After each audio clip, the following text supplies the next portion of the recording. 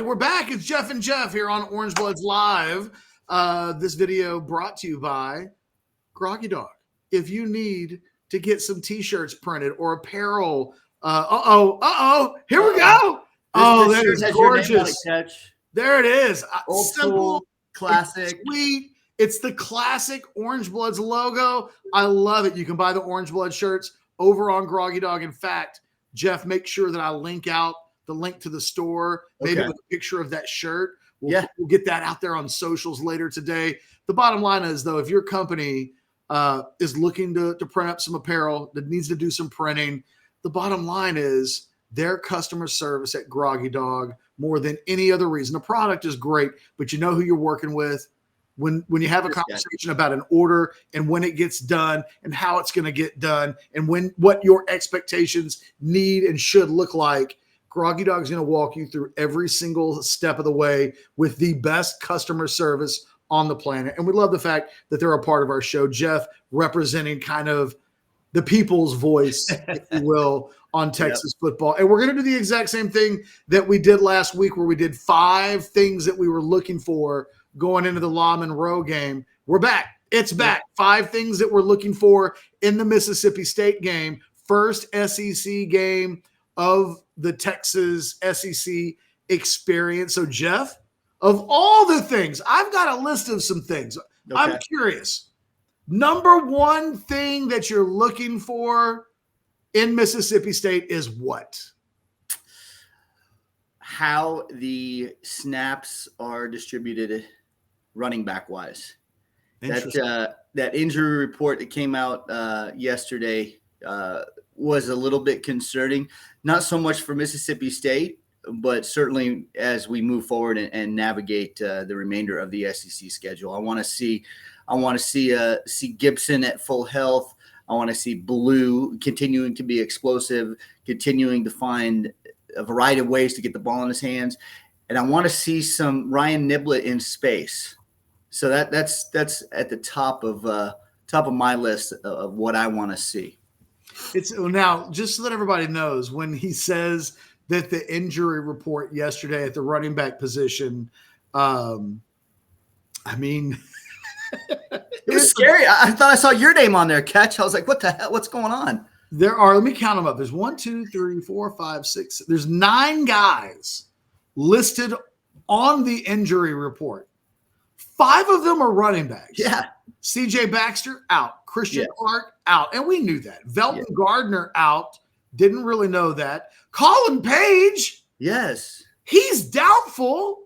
The pride of Anderson High School. Yes. The Taco Bowl, the Taco Shack running back for the ages is doubtful this weekend. And Trey Wisner's questionable. So you go into the game this weekend with Jaden Blue, who a week ago would have been on the injury report as probable or questionable or whatever. Yeah. But there's no probables listed either. So I wonder moving forward if we're just going to be, you're either questionable, doubtful, or out. Probable, not listed. We'll see. And you do have Jarrett Gibson. Last week, Gibson was getting outrushed 5-1. When Jaden Blue exited the game, he had 25 carries. Jarrett Gibson had 5. Now, I thought that really spoke to a couple of things. I don't think if those are the main 2 guys, and I think they might be for the majority of the season, that Gibson, he pairs with what Blue's skill set is better than Wisner does, where there's a little bit of repetitive nature in their skill set. It means the team speed stays fast, but it means between the tackles, we don't know how valuable Wisner is in that capacity. But Blue's their guy. And I think the 25-5 distribution of reps while Blue was in the game tells a story. I think both of those guys are going to get a lot of work this week. And I would imagine that this will be a week where Gibson does get a little bit more action. This will go to my number one thing that I'm looking for. And they're somewhat intertwined. It's interesting. It's your things, not mine. Okay. But it's intertwined with mine. My number one thing that I'm looking for, and we'll call it number 2 on the list of things we're looking for this weekend, Last week, they clearly wanted to establish that Jaden Blue was their number one guy. They gave him the volume. He gets into the red zone. He got all of the work. I want to see Blue now go back-to-back 100-yard games, back-to-back. He's the guy they're leaning on so that when you go into Oklahoma and Georgia, and that's what's next. Yep. We've been doing this thing during the season after the Michigan game where it was like, well, now it's UTSA, so it doesn't really matter. Guys could miss games, get them healthy, and then along comes La Monroe. And it was like, oh, well, if they play, they don't play. Yeah. Let's get them well for games later on. Here we are again. It's Mississippi State. And this is a big old, well, if Quinn's not healthy, let him sit. Arch, hey, play Trey Owens if you have to. There's a lot going on there at the running back position. I want to see Jaden Blue continue to assert himself. I predicted that Jaden Blue would have an all SEC season before the year started. Wasn't Cody went even further, if I remember correctly. I mean, I think we were all thinking he's even got a chance to be a Doak Walker Award kind of guy. Could still happen. He's got the games coming up. Happen. Yeah, if he's getting 20 touches a game against Oklahoma, Georgia, Arkansas, A&M, right? There's that math that gets him there. But that's a workload that I don't know that we would have ever had. So I just want to see Jaden Blue have another performance where at the end of it, it's clear. Okay, Blue's 1, Gibson's 2. There's no doubt about the order. And going into then Oklahoma and Georgia, you know what the running game is. Injuries be damned. They do have their top 2 guys available this week. Everybody that's hurt now are backups to Blue and Gibson, not talking about Baxter and Clark, but the other guys. So, I'm looking for more than anything else. I'm looking for Jaden Blue to go off again and to just assert that he's one of the best running backs in the SEC. And as that part of the juicy part of the schedule pops up, that the coaches can lean into, okay, we've established him in that kind of workload. And when Sark is at his best is when he has that guy, right? Historically, he wants to get to that guy. No doubt. I think we're seeing Blue emerge and Blue showing that he's capable.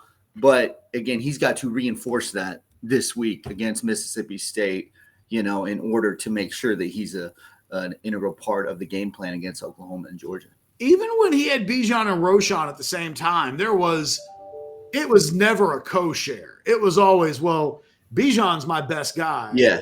And so he's going to get 85% of the workload, and Roschon will get a little bit. That's kind of what we've seen every single year. I think once Blue firmly establishes himself, and this week's a big part of that, I think we will see something similar. Okay. Absolutely. All right. Number Running 3. back represents 2 of our 5 things to keep an eye on this week. I'm going to let you have number 3. What's on your list? I still want to see more pass rush. And again, I don't know if Mississippi State with a new quarterback, I don't know if they're going to put themselves in a position for the pass rush to get home. But I want to see our D-line, our edge, outside of Colin the Great, right? Outside of Colin Simmons, I want to see them get home. Because there's going to come a time in the very, very near future where pass rush is going to decide a game, right? You're going to play teams where if you don't get pressure on the quarterback, their level of quarterback play is going to pick you apart, regardless of how good the DBs are, how good the secondary is. That pass rush has to continue to trend upwards. So that would be my number 3 is improved pass rush, affecting the quarterback more so than we've seen to this point in the season. That's number 3. We're on the same page, Jeff. If you hadn't said that for number 3, I was going to say that for number 4. As we enter week 5 of the season, there's and I don't mean Colin the Great. No, there are a handful of guys on this defense. They get close. Yes. Sorrell, God, he gets close. I think Trey Moore has been close. There are a few guys on this team, Sorrell and Moore are two of the guys I'm really thinking of where I want to see them get home, make a big play, and maybe that's exactly the thing that they need to kind of start getting them going forward. Instead of being close, they're getting home and making. And I think the other thing too is you look at how fundamentally sound the Longhorns defense has been at all three levels. Yeah. So, but as this competition steps up, as the stakes get higher, as the downs get more critical, if your pass rush isn't getting home, you're going to have to blitz more.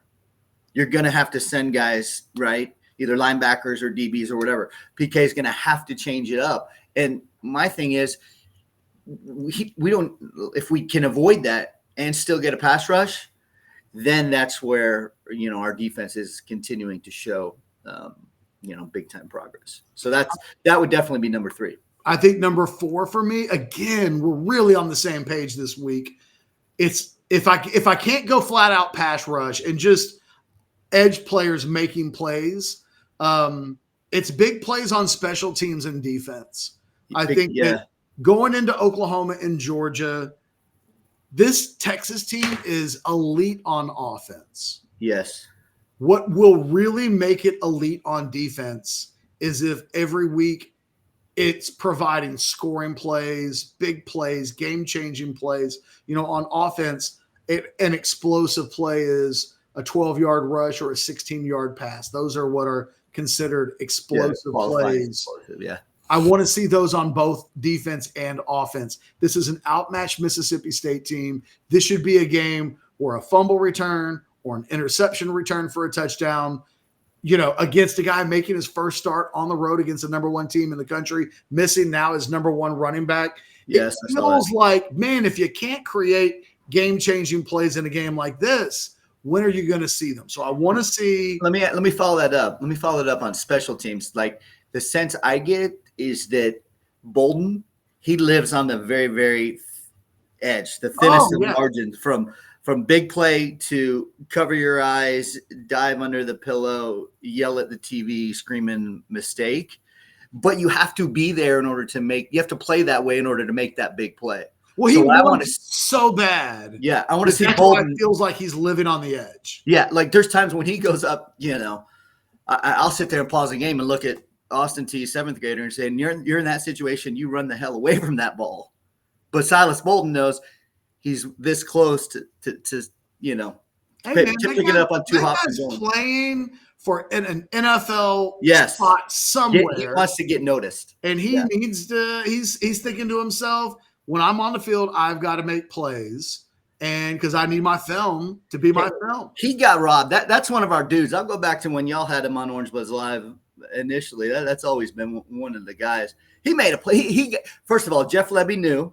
Okay, that for the record. Yes. Second of all, Silas Bolden caught that ball. I did not. The ruling on the field was a catch. Yes. I did not. I'm not saying they're wrong.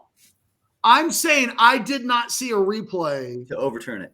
If they'd said it was for me, it was one of those plays where whatever the call on the field was, it should have stayed. It should have stayed. Should have stayed. Because if it had been an incomplete pass, I don't know that I could have said with certainty that it was a catch. But I also couldn't say with certainty that it wasn't a catch. Should have been a catch. He got robbed. Thought that was some BS. Okay, number 5, our final thing, Jeff, because I've got only a couple of minutes before Start speaks. What do we got? Number 5, I want to see, again, I'm assuming Arch plays a chunk of this game, if not starts it. But I want to see him a little more reading the field. Right? Settle into that tempo, that get the ball out of his hands. Yes, I love that he can drive it down the field. Yes, I love that he has confidence to make every throw. But you see the progression that Quinn made, right, when he realized to use all the weapons at his disposal. I want to see if and when Arch is in the game that he is learning that, is seeing that, is understanding that Gunnar Helm is a weapon, is understanding that the blue out of the backfield is a weapon, is understanding that he gets it to Bolden one-on-one, in space. That's a weapon. So I forget what Sark called it, something about fishing off a yacht or something. But that's a first world problem. But I want to see Arch show some progress in that area. Oh, hold on. All right, guys, that is it for today's Jeff and Jeff show. For myself and Jeff, you guys have a great day. Enjoy Saturday, and we will see you soon. Later. Yes, sir.